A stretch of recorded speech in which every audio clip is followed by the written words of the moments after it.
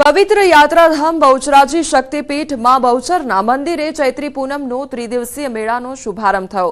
Mehsana collector અને સ્થાનિક ધારાસભ્ય દ્વારા મેળાનું ઉદ્ઘાટન કરવામાં આવ્યું હતું। તો 10 એપ્રિલથી 12 એપ્રિલ દરમિયાન આયોજિત ચૈત્રી પૂનમના મેળામાં મોટી સંખ્યામાં જનમેદની ઉમટી પડી છે। દર્શનાર્થે આવતા ભક્તો માટે પણ તમામ વ્યવસ્થાઓ કરી દેવામાં આવી છે। સાથે જ બહુચરાજી મેળામાં વહીવટી તંત્ર દ્વારા સાંસ્કૃતિક કાર્યક્રમોનું આયોજન કરવામાં આવ્યું છે। ચૈત્રી પૂનમના દિવસે તમામ શ્રદ્ધાળુઓને ભોજન પ્રસાદ વિના મૂલ્ય આપવામાં આવશે। તો અહીં લોકોના આરોગ્યને ધ્યાનમાં રાખી આરોગ્યલક્ષી સેવાઓ પણ ઊભી કરવામાં આવી છે।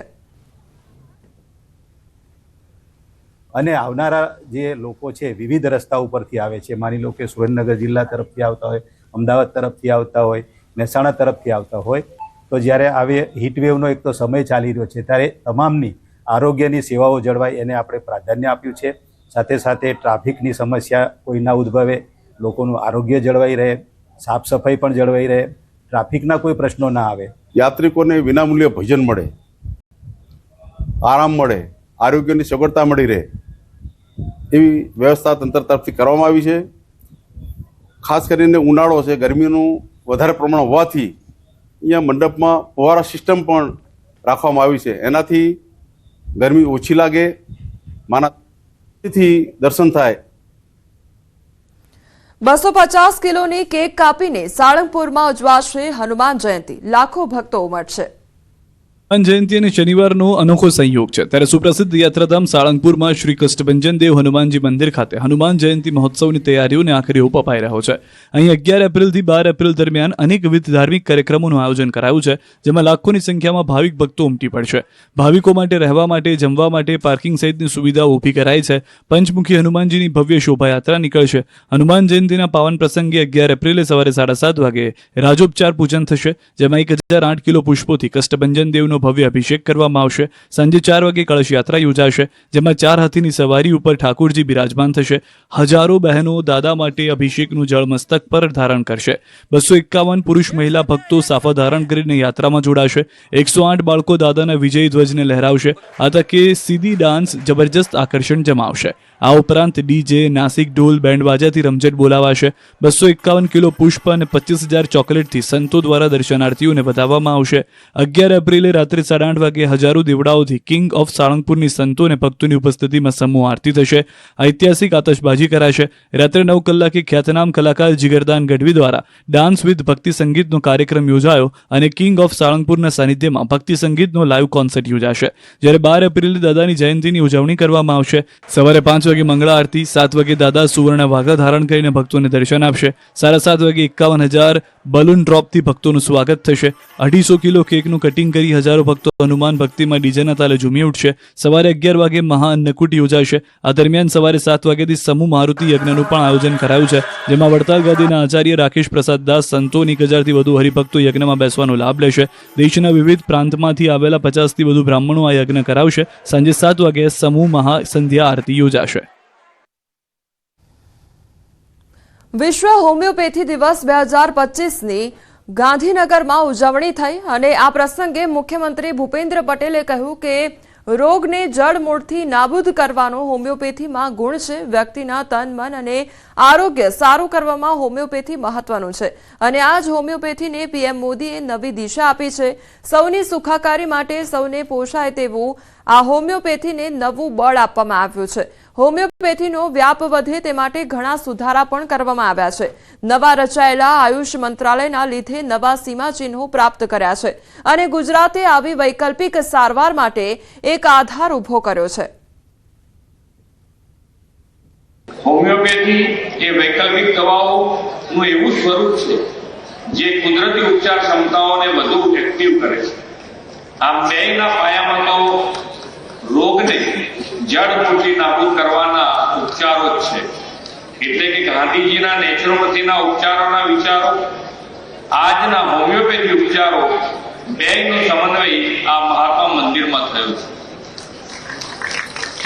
વર્લ્ડ હોમિયોપેથી ડે એ હોમિયોપેથીના પાયાની રચના કરનારા, માનવ સેવા માટે પોતાનું જીવન સમર્પિત કરનાર ડોક્ટર સેમ્યુઅલ હેનીમેનની જન્મ જયંતિના દિવસે થઈ રહ્યું છે।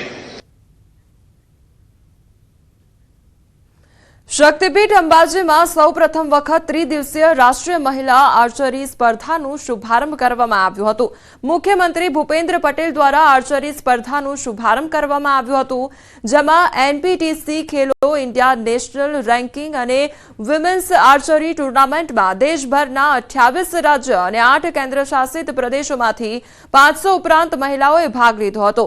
દેશભરમાંથી 18 યુવતીઓ પોતાના રાજ્યનું નામ રોશન કર્યું છે. સિનિયર કેટેગરીમાં 6 ગોલ્ડ મેડલ તેમજ જુનિયર કેટેગરીમાં 6 સિલ્વર મેડલ અને સબ જુનિયર કેટેગરીમાં 6 બ્રોન્ઝ મેડલ મેળવ્યા છે, જેમને બનાસકાંઠાના મહિલા આઈપીએસ અધિકારી સુમન નાલાના હસ્તે મેડલ આપવામાં આવ્યા છે.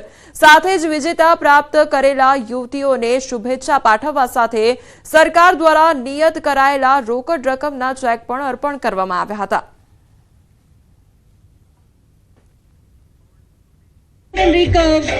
पहले तो मैं कांग्रेचुलेट करना चाहूँगी गवर्नमेंट ऑफ गुजरात को और sports authority of Gujarat and tourism department along with NTPC कि इतना शानदार जो है नेशनल वुमेन आर्चरी कंपटीशन पहली बार अंबाजी में इन्होंने ऑर्गेनाइज कराया है और बहुत ही सीमलेस गया है.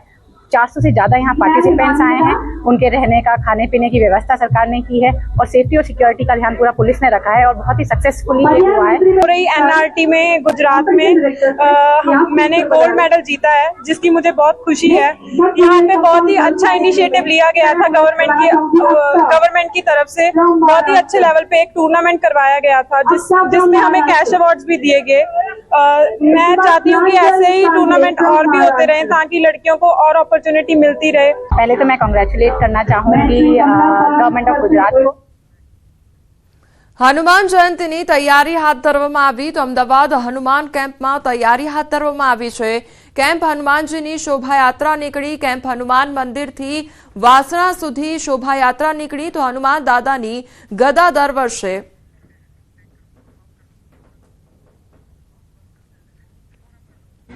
વાસણામાં હનુમાનજીના પિતાજી વાયુદેવતાનું મંદિર છે, ત્યાં જઈશું. અચ્છા, રસ્તામાં પણ અનેક સેવા કેમ્પો લાગેલા છે જે લોકોની મદદ કરી રહ્યા છે. ચાલતા આવી રહેલા લોકોને અવિરત સેવા પણ આપી રહ્યા છે. બિલકુલ, એ બધાનો ખૂબ ખૂબ આભાર છે. જનતાનો પણ ખૂબ જ સારો પ્રતિસાદ છે અને આ એક આખી અનેરી વસ્તુ છે કે અમે 23 વર્ષથી આ યાત્રા કરીએ છીએ અને વર્ષો વર્ષ લોકોનો સત્કાર અને ઉત્સાહ વધતો જાય છે. આ શોભાયાત્રા કેમ શા માટે યોજાઈ રહી છે? આ યાત્રા એટલા માટે યોજાઈ રહી છે કે આવતીકાલે હનુમાનજી મહારાજનો જન્મદિવસ છે.